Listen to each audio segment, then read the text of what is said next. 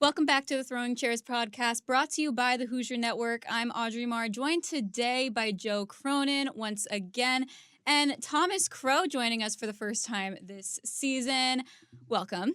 How does it feel to be here? It's an honor to be here. This is an impressive podcast, Bay, and I'm excited to be here with you guys. Well, you were just in the Bahamas, weren't you? It's kind of a temperature difference. It's the first time I've ever felt physical shock. Waking up to the 80 degrees, coming home to the 20 degrees. Yeah.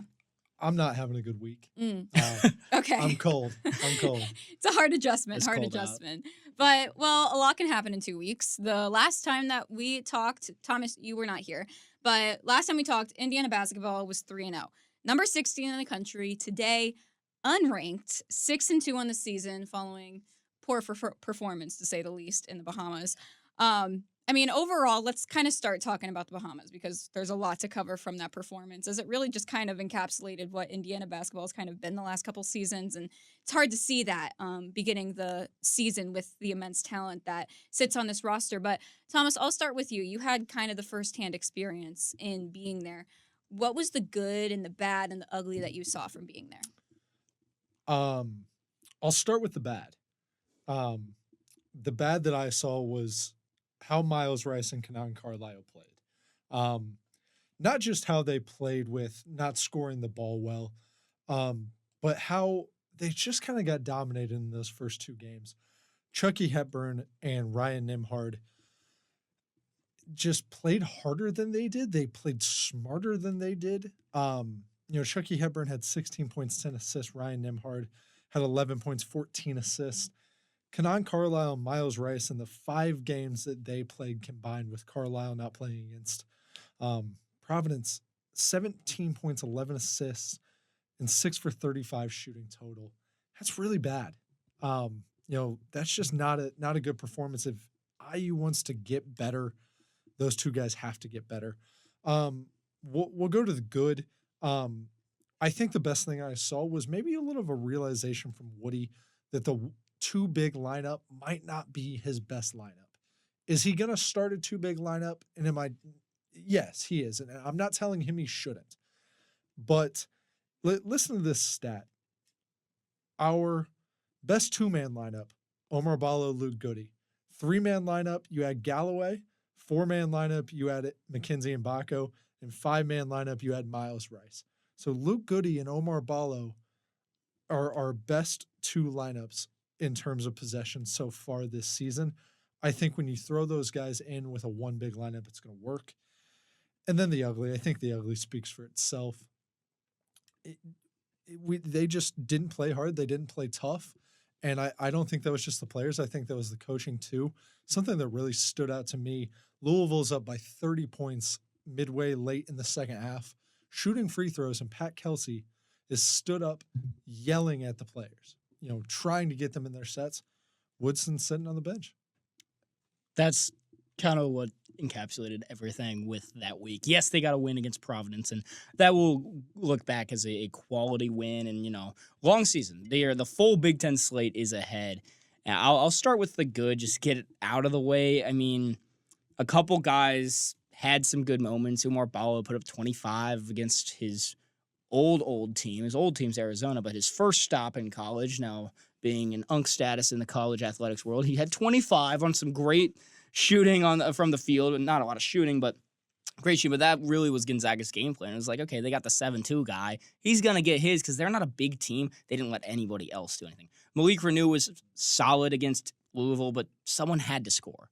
And then McKenzie and Baco put up 25 against Providence. So saw some flashes of scoring. It's something that we talked about before Thanksgiving break in our first episode. It was like, there's talent on this team. And that's something that Luke Good even said after this Sam Houston State win. It's like, he believes is one of the most talented teams in the country. They look like one of the most talented teams in the country when they're rolling. It was how they played. The ugly is they looked like they didn't want to be there. It's the Bahamas. I feel like that'd be a fun place to go. It's a very tight environment. A lot of Indiana fans too. I feel like if you're a college kid going to ball, like that's a fun way to celebrate Thanksgiving break. Go play against some good conference opponents. The bad, I gotta look at this. Mike Woodson in these non-con games is bad. Like that might even be the ugly for me. I might be flip-flopping here because you just go in his tenure now. It says year 4, and in marquee non-conference games outside of the Providence one, he has just gotten blown out. And then the Kansas game last year, but that was at home. That was at Assembly Hall. When they had to go to Allen Fieldhouse, they got blown out. The neutral site against Arizona, they got blown out. Neutral site against Auburn, they got blown out. UConn, blown out. They beat a really bad Louisville team last year. A Louisville team that won, 6 games? Mm-hmm. This is a completely revamped team. What Pat Kelsey is doing is great. He's a great coach.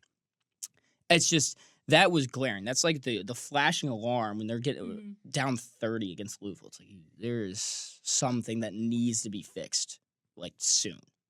Mm-hmm. Right. Yeah. No, I agree. I think that you kind of hit it right on the nail. Indiana, this is the perfect time for Indiana to kind of showcase the talent that they have on this roster in these games where you're faced with high-level competition. And that's the reason that these tournaments exist. But overall, for me, my good, bad, and ugly. Good, I'll kind of bounce off of both of you guys. Umar Ballo, he really broke out. He, especially the Gonzaga game, 25 points. He shot 11 for 13 from the field. And that goes on to my ugly. That was the good for Umar Ballo, but for the rest of Indiana, the shooting from the field was horrible.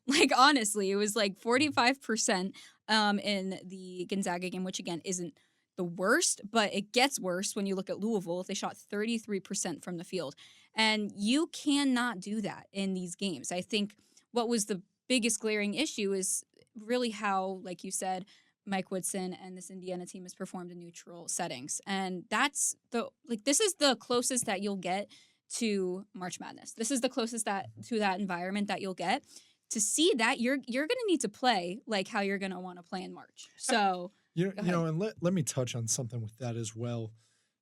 The ugly gets uglier. Yes, it was a neutral site game, but there were 12 sections in this arena, in Imperial Arena. 2 of them were pretty much empty. 2 of them were filled up by Louisville fans. That leaves 8 sections that were almost entirely Indiana. I would say it was 80 to 85% Indiana fans. Yeah, it was a neutral site game, but there was a clear differential of home court advantage. You had a home court advantage at this neutral site. 100%. I want to look at that Gonzaga game again too. And to your point, yes, Umar Ballo played great. And then with his shooting, you take out his stats. I'm not going to do the math right now. Actually, I'm going to. Now I'm going to. Now I have to do it. All right. You take Umar Ballo's shooting out of this game. Indiana was 16 for 46. Carry the one. Sounds right. I don't know how, percentage-wise, that is a little bit above 33%. Yeah. Slightly. That's horrible. Yeah. That's bad. And then the other glaring thing from this one, I understand Gonzaga is a great team. They're probably going to be a top 4 seed in the NCAA tournament. They were, ranked 3rd at the time. I know they were coming off a loss, but they're a very good team. They got outboarded by 15. And this is a team that starts 2 bigs. How is Umar Ballo and Malik Renew getting outboarded by guys like Khalif Battle? Yeah. Khalif Battle had more rebounds than Umar Ballo. That just can't happen. Mm-mm. That can't happen.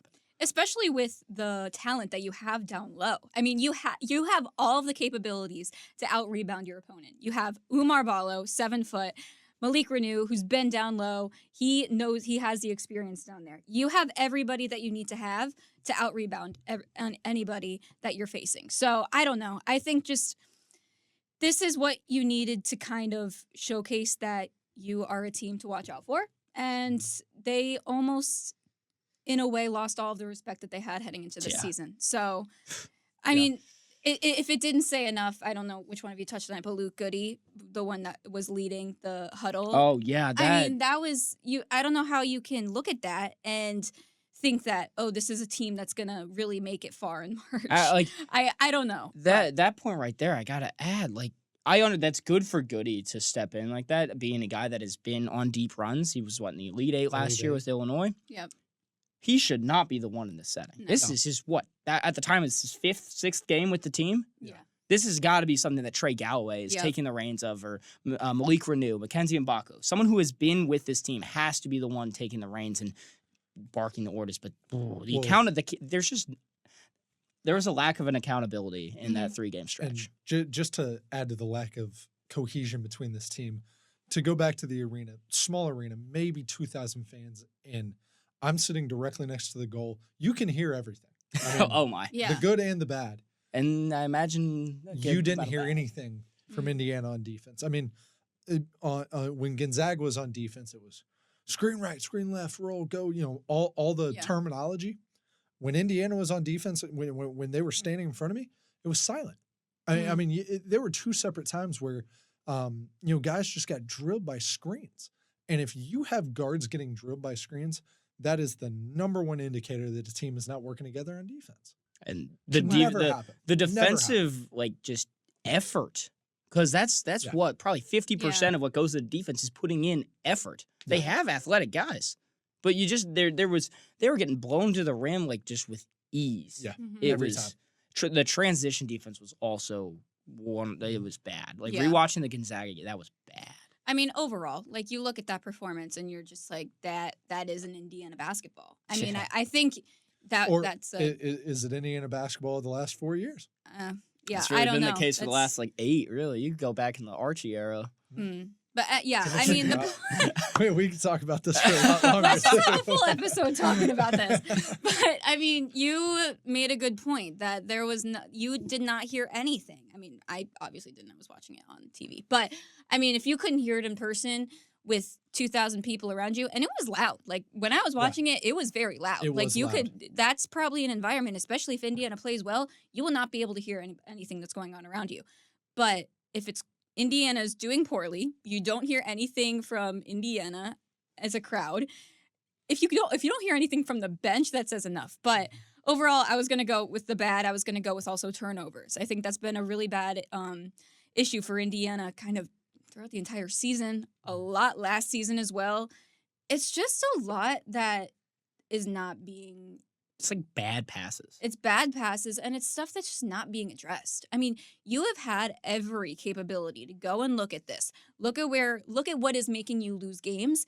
It's turnovers, poor perimeter defense, or poor defense as a whole, and just poor shooting, just not communicating at all. Everything that has been going wrong for this Indiana team, both last season and this season. So they have the parts. They have the pieces. It's just they haven't been able to put it together. But was this kind of a wake-up call for Indiana? I think they did definitely have a much different performance against Sam Houston on Tuesday? Yeah, Tuesday. Yeah.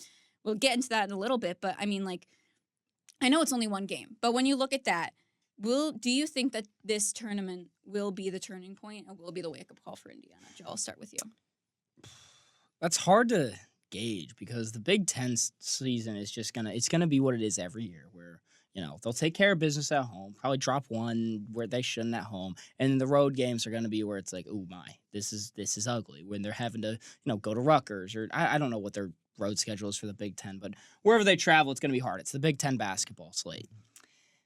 I do think there's a bit of a fire that's definitely lit under some of these guys. I mean, I understand that, again, with Goody, what he did in the Bahamas, taking the team in the huddle, when he talked to the media after Sam Houston State, it seemed like he was very well-spoken and was like, this team is capable of more. I'm still on the point that it's like there's got to be someone else besides him. Yeah. Not to bash what he's doing. I think what he's doing is great, and it needs to happen. But there has to be someone else that is along with him that is like, hey, this needs to happen. And right now, it seems like it's just Goody. I mean, at least from our perspective. Yeah. I mean, from our perspective... Not going to fully... Yeah. Yeah. I would add Anthony Leal to that. Yes. He's all yes. But again, you need to have a starter. You need to have a starter that steps up. You need to have a starter. So, I understand. Leal's got the respect of the team. Yeah. It's like they got to see a guy who's putting up 20. They need Mackenzie Mbaku. That's mine. That is like, hey, you can put up 30, but can you rally your guys? Yeah. Can you rally your teammates? Yeah. I do think it is a wake up call. I still think this is a tournament team, and again, the season's so long, but it's just moving forward into the next season, the season after that. Like, what is fixed? Because starting like this, it just puts yourself in a bad position where you have to go now and win your 12 Big Ten games to make the tournament. Yeah, I mean, how many games can you lose now? Exactly. Yeah. They got to. I understand their non-con slate it'll be fine. It's not bad anymore. It's some easy teams to finish out the slate, but the Big Ten schedule, it doesn't matter who they play. They're all going to be winnable and losable games. Right. That's just how it is. I mean, the only thing, they have this slate ahead of them that they should be easy get-right wins. But that's also something that you've seen, that Indiana hasn't taken these games and won them by a landslide. And that's something that's what the committee at the end of the day, when they're making the selection on Selection Sunday to put these teams into the tournament, they look at how many wins you have and the amount of points that you're winning them by. That Indiana's resume doesn't look so good on that part yet. So kind of going back to your leadership perspective, they need a starter to kind of take up that role. And someone that people expected that to be was Miles Rice. And I think based on the wake-up call question, I think this will be a wake-up call for Indiana, and I think it was also a wake-up call for Miles Rice. And I think he definitely just hit a low spot. He hit a wall. And, I mean, even just looking at, what game was this? The Gonzaga game. He had 5 fouls. He shot 2 for 6 in 20 minutes, and, 6 points. I mean, he didn't play any better in the Louisville game or the Providence game. I'm going to bring up something. He had 11 points and 11 fouls in 3 games.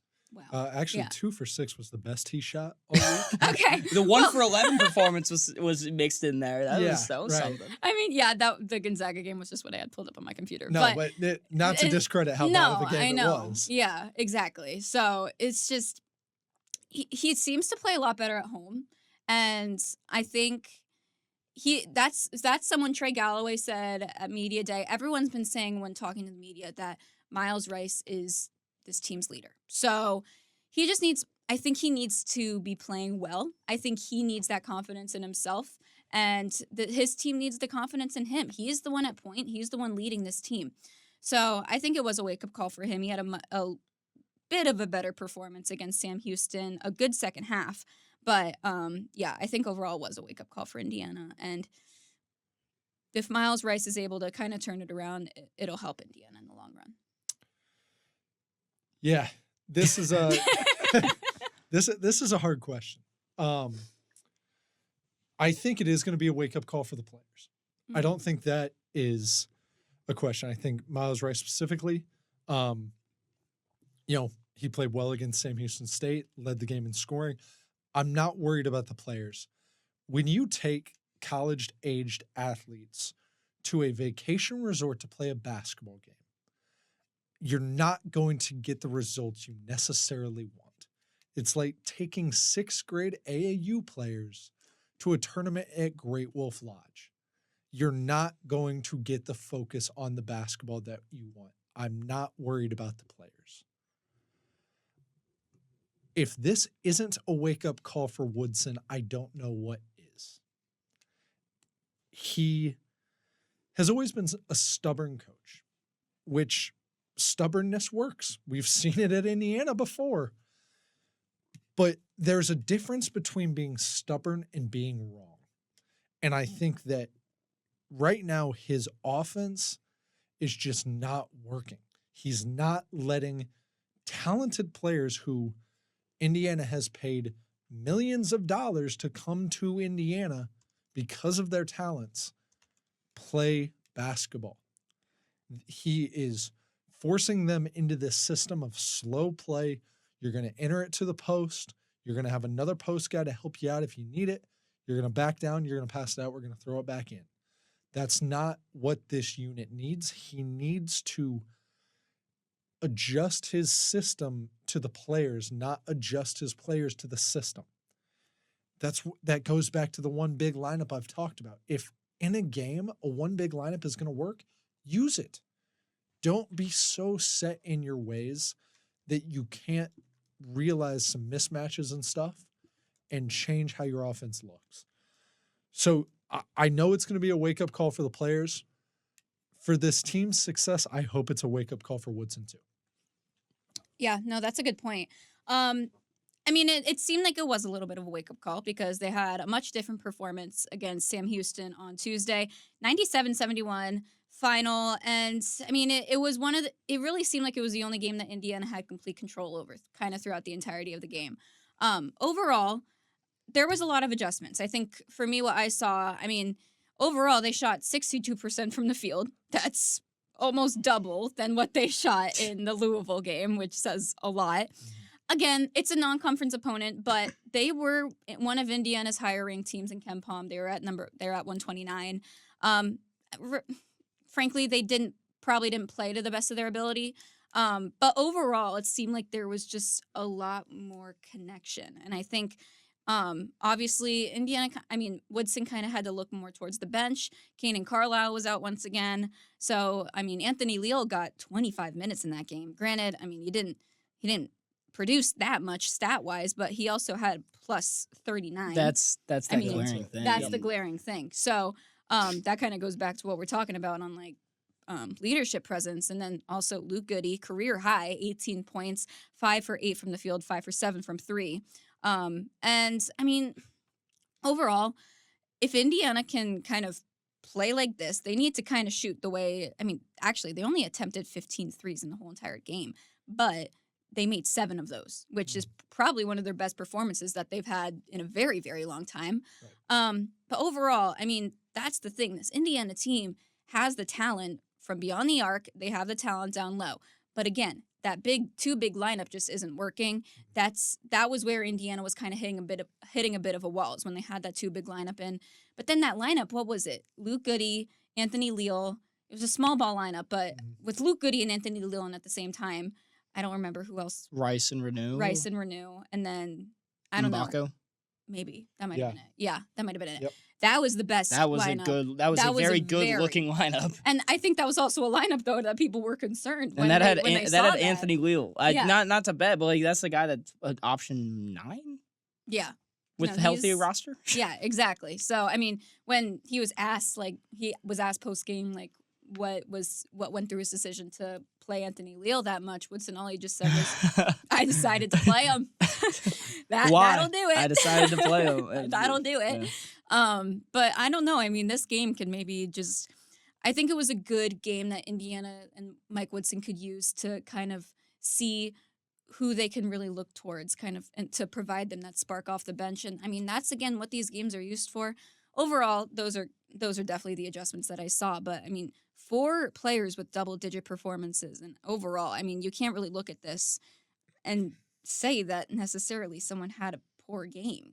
I personally can't see that from the not stat by sheet. Watching either. Yeah. Not by Galloway watching. 4 turnovers in 19 minutes you don't like, but yeah, you can't dislike it either, because he's trying to get the team out running. Mm-hmm. And some of those were just in transitional fast. Yeah. And so occasionally you got to put your head down and get to the rim, and it's not going to work every time, but I appreciate the fact that he's trying to get the momentum and speed running for the team. So yeah, I don't see anything on this book that looks bad.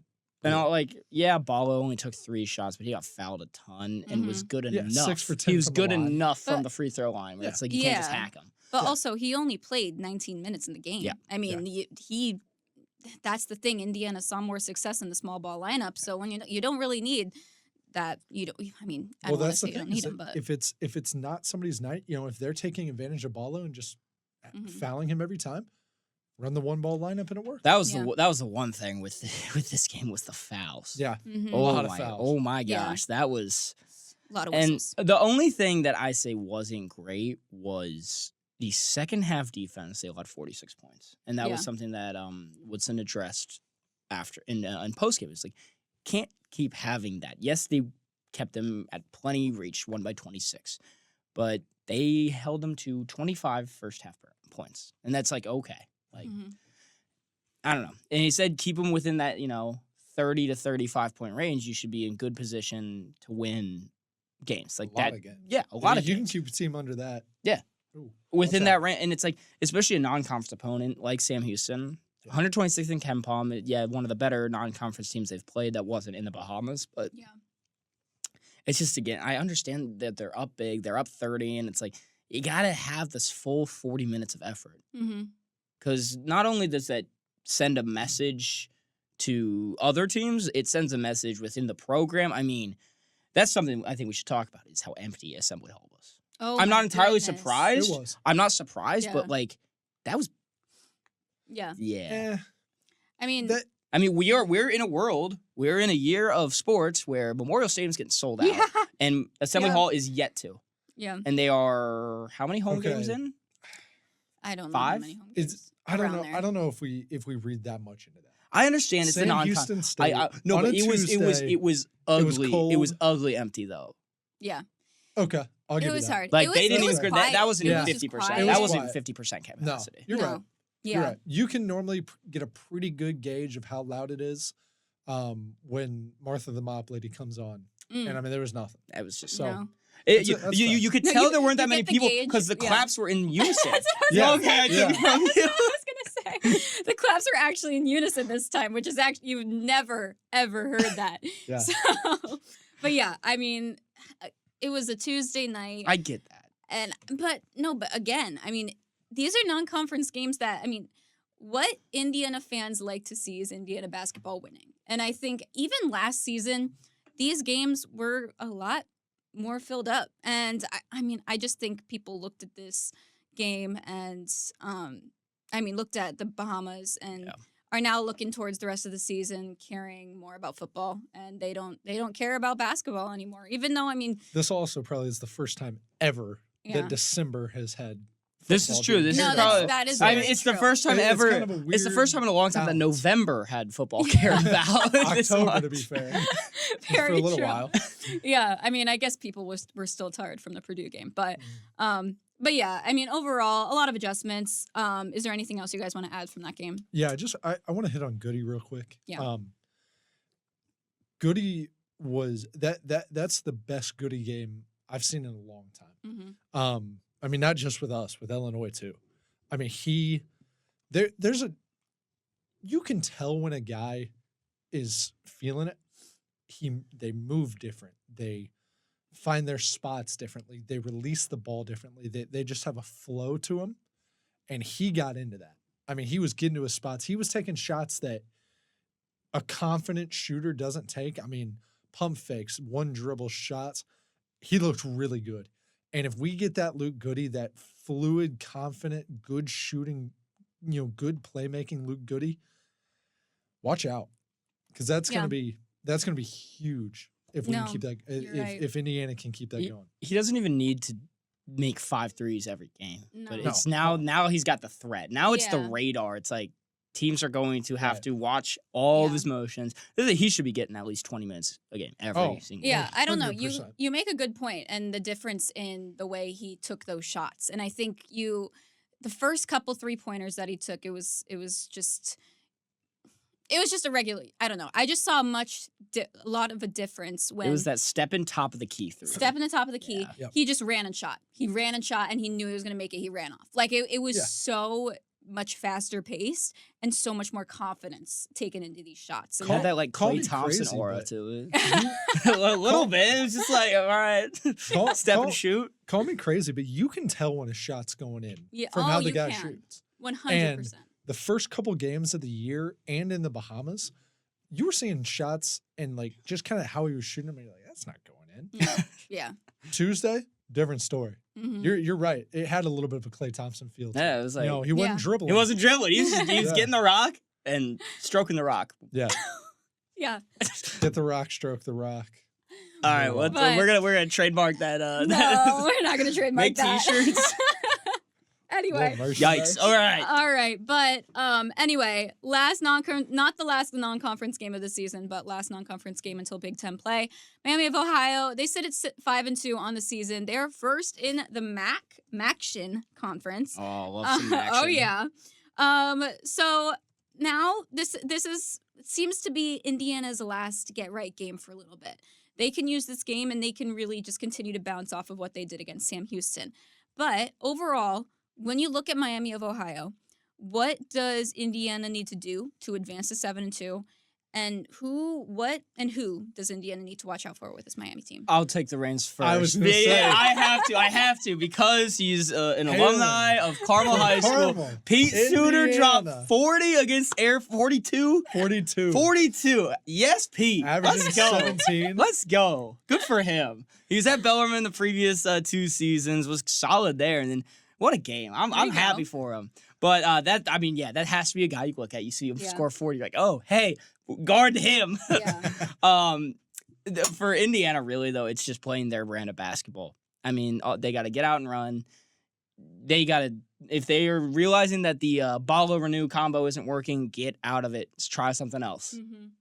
And get out to a lead. They can't let Yeah. another non-con team just hang in there and be like, oh my gosh, you beat them by 8. It's like, no, this has to be win by 25 Yeah. kind of deal. Yeah. And that's not like Miami of Ohio is a bad team. I mean, right now they're playing decent ball. Yeah. Mm-hmm. I mean, their losses are to Wright State, not the best, but like then they also lost to Michigan at Michigan and in Ann Arbor. So that's a tough place to play right there. They're not a bad team, but it's just like take care of business. Yeah. Especially with Simple. the Big Ten slate coming up. But Pete Suter, my props to you, and IU basketball should have all their eyes on Suter. You know, I was gonna throw you the Carmel, Indiana line, Okay. but you just got the board and went coast to coast anyways. Relatively the same thing for me that Joe said. I'm gonna keep harping on this all season, but I'd like to see a little bit more of the one big lineup. Keep seeing if it's gonna work. And then, yeah, same thing. You can't let a team with a guy who put up 42 hang around. There are teams that you can let hang around because you're being lazy and you end up putting them away and win by 15. When you got a lethal scorer like that, do not let them scorer. do That's not awesome. let them stay in that game because when it gets to 5 minutes left and you're up 3 points, it gets dangerous. So put them away early. Run the one big lineup a little bit, get out and run, shoot threes, let Luke Goody keep getting into form. Indiana should win this game handily. This team doesn't have a lot of size either. Mm-hmm. Yeah. I mean, they got a bunch of 6'6" guys. Pete's 6'5". Their biggest guys, their biggest starter 6'9". So Hey, and you can't hate on them for losing to Wright State. You remember what happened when Wright State came to Assembly last year? that is true. That is true. Andrew I didn't say Wellage gave them 25 points. I didn't say it was a Assembly bad last loss, year. but But yeah, I mean, I kind of agree with both of you. I think they're just going to need to watch out. There's always that one player in these non-conference games that gives Indiana a run for its money. And I think that could be Pete Suter today, or not today. he was 17 for 21 against Air Force. That's crazy. That's crazy. Yeah. That's So ridiculous. I think Indiana has to know at this point that they just need to make sure to watch out for these leading scorers and people that are really producing and having kind of a hot streak. I mean, he's shooting 58%. He's leading the team in shooting 58% from the field, almost 59% from the field. So, yeah, I think just maintaining him, also making sure that you're playing for all 40 minutes of the game. That is these are the non-conference games that you have to put away easily. And it can't come to a point where Miami of Ohio goes on a 8-0 run, because once that happens, Indiana's going to fall and hit a wall, and they're just going to kind of hit a spiral. So, I mean, it's just something that you have to, like you both said, get out, take control of early, and just really make sure that you're keeping control of that game for the rest of the game. But overall, now Indiana plays Miami of Ohio. Actually, we're going to say tonight because this is probably when the episode's going to go out. Overall, I'll start off. We're going to kind of go over our MVP and score predictions for this game. MVP for Indiana, I'm going to go with... I'm going to say that Miles Rice has a bounce-back game. I think he's going to take the reins for this one. I mean, you saw he shot 9 for 12 from the field against Sam Houston, and I think he does just play a lot better at home. And, yeah, I see him having that breakout game once again. Score prediction, I should have prepared this earlier. Let's go 95 to 78. 95-78. I think they get 78. I'm going to go 78. Within 20. Yeah. Not bad. Who wants to go Oh, next? I'm going You wanna next? go? I don't. All right. My MVP is help side defense. Okay. I don't know if I'm allowed to do that. I think No, that's that's okay. fine. I like No, it. I that's like good. it. I think whoever's guarding Suter, whether I don't know if it'll be Mbako or Galloway or Carlisle, if he's even back, whoever the primary defender on Suter is going to have to kind of go for broke a lot. They don't really have much else scoring on the Miami Ohio team, so they're going to put a lot of eyes on Suter. And when you got a guy who's going for broke, it's beneficial. But there are also possessions that he's going to get blown by, or there's going to be rotations that have to be made. I think help side defense plays a pretty big part in holding him at bay, and is the difference in the game. lets Indiana get some turnovers, run out. They win the game 90-68. All right. Okay. Joe? I was going to do a player, but when you said help side defense, I'm thinking of a concept. As my call. As my MVP. I think my MVP of the game will be Mackenzie Mbaku. I think this is the kind of game where he is a mismatch no matter what. Again, this isn't a very big Miami team, so they're going to have to protect the paint, which leaves, once Mbaku is stranded out there on the wing with a guy who's 6'6", 6'5", that's a matchup nightmare, especially the way he's played this season outside of really the Gonzaga and Louisville game. He's been terrific. So I think, and even then he was getting double figures, and I think it was Gonzaga he got double figures. But I think Mbaku is my MVP. I also think free throw shooting is kind of co-MVP. 22 for 29. They were very solid in Sam Houston State, and that was see that at 24 of 29 later in the season, but that was a point I was going to make about Gonzaga. Is they were shot 68% from free throw. I get it. They're not winning that game if they may go perfect from the line, but Gonzaga went 21 for 22. You see the level. There's levels to it. Yeah. Right. So, free throws, 75% from the stripe. They're going to get a lot because they're going to get fouled a lot. It's going to be one of those games. So, Kenzie Mbaku and free throw shooting, I think Indiana wins 88-60. I just don't think Miami's going to score a lot. No, I don't think so either. I think this is going to be, I think with everything talked about defensively, this is the one that's like, okay, defense is played. Yeah. So, no, I think they actually throw some doubles at Suter. Let's get crazy. They haven't run any gamble, run sets. Let's get a box one zone going. No, I'm not saying they go zone. I just think it wouldn't surprise me if, Woody sends a couple, helter-skelter plays at Suter, sees if he can make adjustments. And then that also allows our defense to learn how to rotate quicker. I'm going to be kicking myself when... You got to put your defense in situations where they're uncomfortable. Yeah. And I think against a prolific scorer like Suter, it's a good opportunity to do so. I'm going to be kicking myself when... that Miami has like 40 at halftime. Something's not going right. It's like 45-40. It's like, I know. Then I'm gonna be like, who said the 78 score prediction? Yeah. Anyway, if they keep keeping it close at half, we're just gonna have less and less fun on this podcast. I know, more and more fights. I feel like we had some venting getting out with this one. Yeah. So. No, we did. I did. Yeah. Well, we had to cover the Bahamas. And if you guys were in the Bahamas, you would have understood. I imagine the fans, too, we're probably like... I'll tell you some stuff. I'll tell you some stuff. That's some off cameras. Well, all right. Well, anyway, that will do it for this episode of Throwing Chairs. The Hoosiers will face Miami of Ohio tonight back at Assembly Hall. We will have all of your coverage here at the Hoosier Network, so make sure to stay tuned, and we will see you all next week.